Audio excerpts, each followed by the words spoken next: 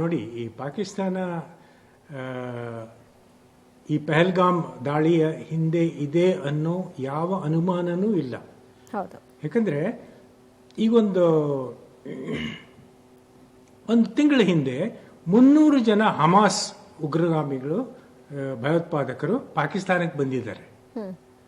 ಅವರು ಇವರಿಗೆ ಟ್ರೈನಿಂಗ್ ಕೊಟ್ಟಿದ್ದಾರೆ. ಈಗ 7th ಅಕ್ಟೋಬರ್ 2023 ಏನಾಯ್ತು ಪ್ಯಾಲೆಸ್ಟೈನ್ನಲ್ಲಿ, ಅವರು ಏನೇನು ಕ್ರೌರ್ಯತೆ ತೋರಿಸಿದ್ರು, ಏನೇನು ಪ್ಯಾಲೆಸ್ಟೈನರ್ ಮೇಲೆ ಇಸ್ರೇಲಿನವ್ರ ಮೇಲೆ ದಾಳಿ ಮಾಡಿದ್ರು, ಅದನ್ನೆಲ್ಲ ಬಾಡಿ ಕ್ಯಾಮ್ ಮತ್ತೆ ಹೆಲ್ಮೆಟ್ ಮೌಂಟೆಡ್ ಕ್ಯಾಮೆರಾ ಇಂದ ರೆಕಾರ್ಡ್ ಮಾಡಿ ಎಲ್ಲ ವಿಡಿಯೋಗಳನ್ನ ಬಿಡುಗಡೆ ಮಾಡಿದ್ರು. ಅದೇ ಟೆಕ್ನಿಕ್ ಇದು ಪಹಲ್ಗಾಮಿನ ಒಂದು ಭಯೋತ್ಪಾದಕರು ಏನ್ ಮಾಡಿದ್ರು ಅದನ್ನ ಮಾಡಿದ್ರು.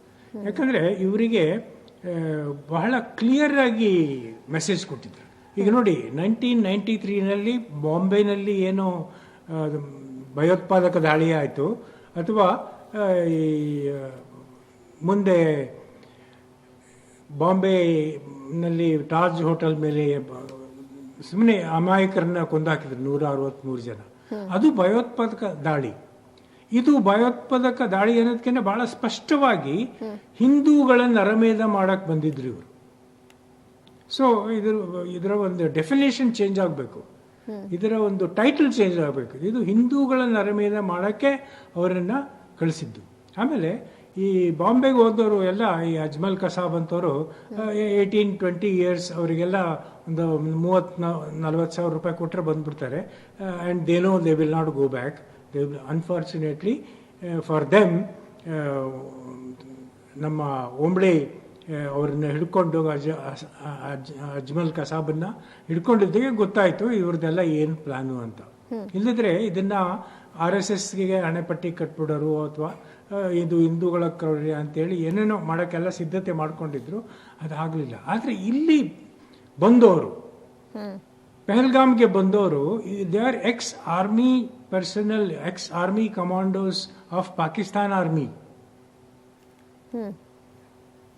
And they are assisted by local people. ಇವರನ್ನ OGWs ಅಂತ ಕರೀತಾರೆ, ಓವರ್ ಗ್ರೌಂಡ್ ವರ್ಕರ್ಸ್. ಸ್ಥಳೀಯರ ಸಹಕಾರ ಇಲ್ದಲೆ ಇವರು ಏನು ದಾಳಿ ಮಾಡೋಕ್ಕಾಗಲ್ಲ. ಯಾಕಂದ್ರೆ ಇವರು ಅವ್ರ ಮನೇಲಿ ಇರ್ತಾರೆ, ಅವ್ರ ಮನೆ ಊಟ ವ್ಯವಸ್ಥೆನೂ ಇವರೇ ಮಾಡ್ಕೊಳ್ತಾರೆ, ಇನ್ನೂ ಏನೇನೆಲ್ಲ ಆಗುತ್ತೋ ಅವ್ರ ಮನೆಯೊಳಗೆ ಗೊತ್ತಿಲ್ಲ. ಬಟ್ ಇವರು ಅವರಿಗೆ ಆಶ್ರಯ ಕೊಡಲೇಬೇಕು. ಆ ತರ ಒಂದು ಪರಿಸ್ಥಿತಿ ಉಂಟಾಗಿದ್ರಿಂದ, ಅಂದ್ರೆ ಅವರುಗಳು ಬಲವಂತಕ್ಕೆ ಈ ರೀತಿಯ ಆಶ್ರಯವನ್ನ ಕೊಟ್ಟಿರಬಹುದಾ, ಅಥವಾ ಅವರುಗಳು ಕೂಡ ಇದನ್ನೇ ಬಯಸ್ತಿದ್ದು ಆಶ್ರಯವನ್ನ ಕೊಟ್ಟಿರ್ತಾರೆ ಅಂತೀರ? ಯಾವ ರೀತಿ ಭಾವಿಸ್ತೀರ ಸರ್ ಇದನ್ನ? ಕರೆಕ್ಟ್, ನೀವು ಕರೆಕ್ಟ್. ಎರಡೂ ಇದೆ. ಒಂದು ಹೆದರಿಕೆ ಇದೆ, ಇನ್ನೊಂದು ದಟ್ ಸುಪ್ತವಾದ ಒಂದು ಬಯಕೆ ಏನಿರುತ್ತಲ್ಲ, ಈ ಬ್ರೈನ್ ವಾಶ್ಡ್ ಏನು ಪರಿಸ್ಥಿತಿ ಇದೆ ಇವರಿಗೆ, ಮೊದಲಿಂದಲೂ ಚಿಕ್ಕಂದಿನಿಂದಲೂ ಈ ತರ ಬ್ರೈನ್ ವಾಶ್ ಮಾಡ್ಕೊಂಡ್ ಬರ್ತಾರೆ. ಅದನ್ನೇ ಅವನು ಜನರಲ್ ಮುಲ್ಲಾ ಆಸಿಮ್ ಮುನೀರ್ ಹೇಳಿದ್ದು, we are different from Hindus, hour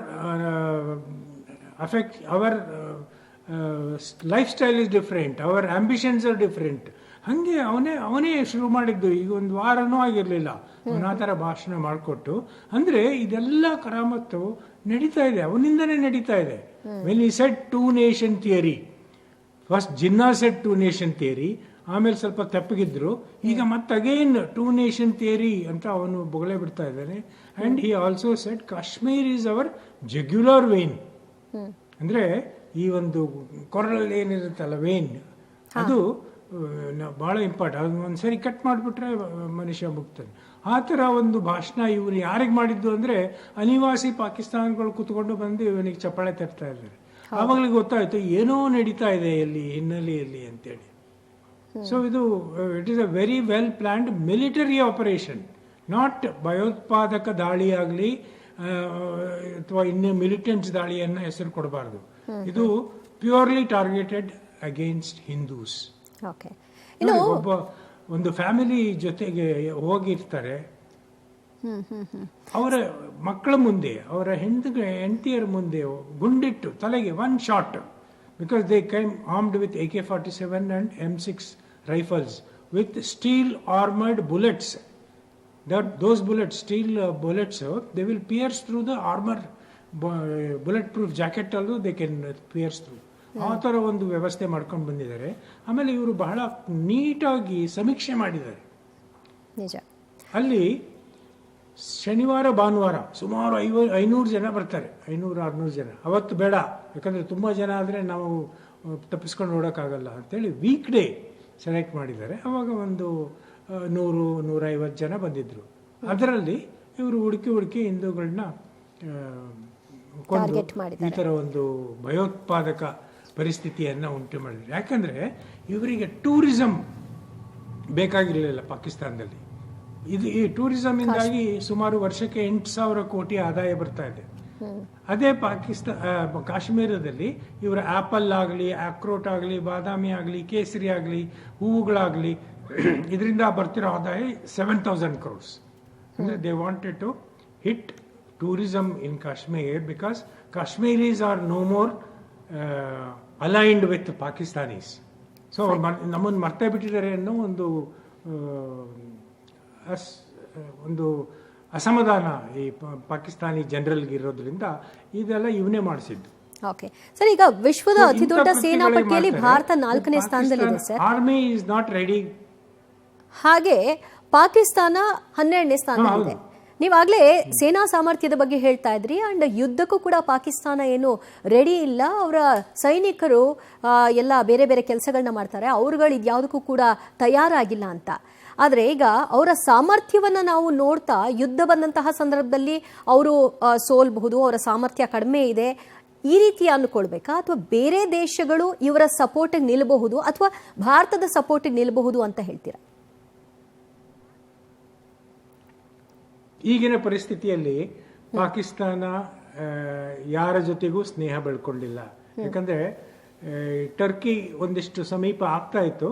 but ಈ ಟರ್ಕಿ ಮಾತು ಕೇಳಿ ಮಧ್ಯ ಏಷ್ಯಾದಲ್ಲಿ ಎಂಥ ಒಂದು ಅವಘಡ ನಡೆದಿದೆ ಅಂದರೆ ಪಾಕಿಸ್ತಾನನೇ ಇದಕ್ಕೆ ಹೋಗ್ತಾ ಇಲ್ಲ. ಈಗ ಟ್ರಂಪ್ ಬಂದಿರೋದ್ರಿಂದ ಟ್ರಂಪ್ನ ಗುರಿ ಏನು ಅಂದರೆ ಇರಾನ್.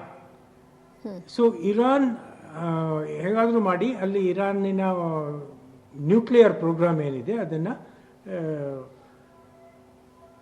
ಮೊಟಕುಗೊಳಿಸಬೇಕು. ಮತ್ತು ಇರಾನಿನ ಒಂದು ಚೇಂಜ್ ಆಫ್ ರೆಜಿಮ್, ಈಗೇನು ಆಯತುಲ್ಲಾ ಖೊಮೇನಿ ಇದ್ದಾನೆ ಅವನಿಂದಾಗಿ ಭಾಳ ಅನಾಹುತಗಳು ನಡೀತಿದೆ. Therefore either eliminate Khomeini or get the somebody else or bring Shah back, ಆ ಥರ ಇರುತ್ತೆ.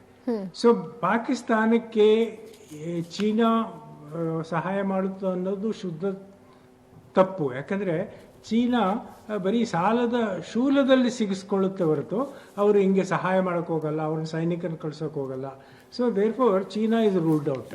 ರಷ್ಯಾ ಅವ್ರದ್ದೇ ಒಂದು ವಾರಲ್ಲಿ ಸಿಗೋಕೆ ಕಂಡಿದ್ದಾರೆ.